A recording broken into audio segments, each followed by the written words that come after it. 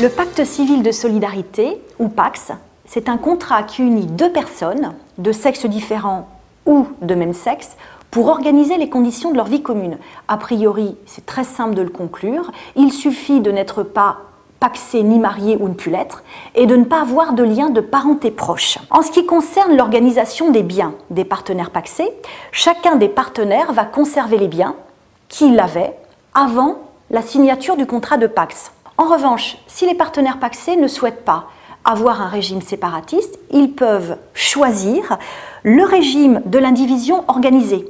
Sous ce régime, tous les biens que les partenaires vont acquérir pendant le contrat de PACS vont leur appartenir moitié-moitié, quel que soit le partenaire qui aura acheté le bien ou quel que soit le financement. Sous le régime de l'indivision conventionnelle, on ne se préoccupera pas en cas de séparation de savoir qui a réellement payé les biens. C'est vraiment une masse commune qui sera partagée par moitié. Peu importe celui qui aura payé la voiture, l'appartement, c'est un partage égalitaire.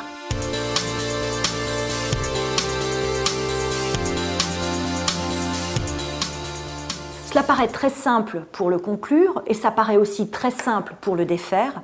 Pour le défaire, tristement banal, il suffit d'envoyer une lettre recommandée à son partenaire pacsé. Pour le conclure, deux solutions s'offrent aux partenaires pacsés. Soit le rédiger par eux-mêmes et se rendre au greffe du tribunal d'instance du lieu de leur domicile. Cela comporte néanmoins des risques. Souscrire un contrat de PACS en recopiant un formulaire peut être dangereux, car le contrat de PACS, s'il donne des droits, donne aussi des obligations sur lesquelles on doit être informé.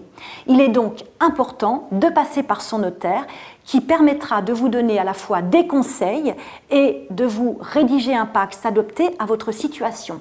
Le notaire, en outre, conservera la copie de votre contrat de PACS et pourra vous en délivrer copie à tout moment. Enfin, c'est le notaire qui se chargera de la transcription du PACS et vous n'aurez pas besoin de vous rendre au tribunal d'instance.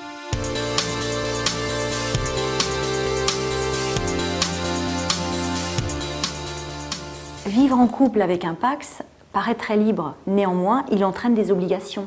Les partenaires pacsés s'obligent à une aide mutuelle, à une assistance. Ils doivent vivre ensemble et ils sont tenus des dettes courantes solidairement, c'est-à-dire qu'ils doivent les payer tous les deux. De même, ils doivent souscrire une déclaration d'impôt sur le revenu conjointe et ils sont solidaires du paiement de cet impôt. Il y a donc des obligations. En revanche, le PACS n'est pas aligné complètement sur le mariage. Le partenaire pacsé a encore moins de droits aujourd'hui que le conjoint. En cas de séparation, eh bien, le partenaire pacsé, il a droit à aucun secours, aucune contribution, alors que lorsque les époux mariés divorcent, le plus vulnérable a droit à une pension alimentaire ou à une prestation compensatoire. Le partenaire pacsé en est complètement exclu, de sorte que le plus vulnérable risque d'être parfaitement fragilisé par la séparation. En cas de décès, contrairement à une idée reçue, on n'hérite pas automatiquement de son partenaire pacsé, même si, lorsqu'on hérite de lui, il n'y a pas de droit de succession à payer à l'État. Dans ce cas, il y aura 0 droit de succession à payer.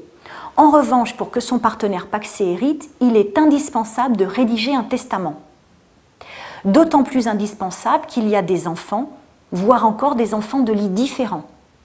Là encore, sur ce point, même en cas de testament, le partenaire pacsé est moins protégé qu'un conjoint survivant, car les enfants pourront lui opposer ce qui s'appelle leur droit à réserve. Enfin, il n'aura pas droit à la pension de réversion, le droit à la retraite, en cas de décès, alors que le conjoint survivant y a droit sous condition de ressources.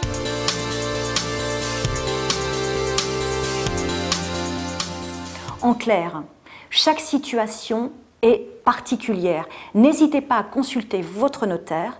Un contrat de PACS entraîne un coût de l'ordre de 380 €, tout compris, en ce compris les frais du Haut Trésor public.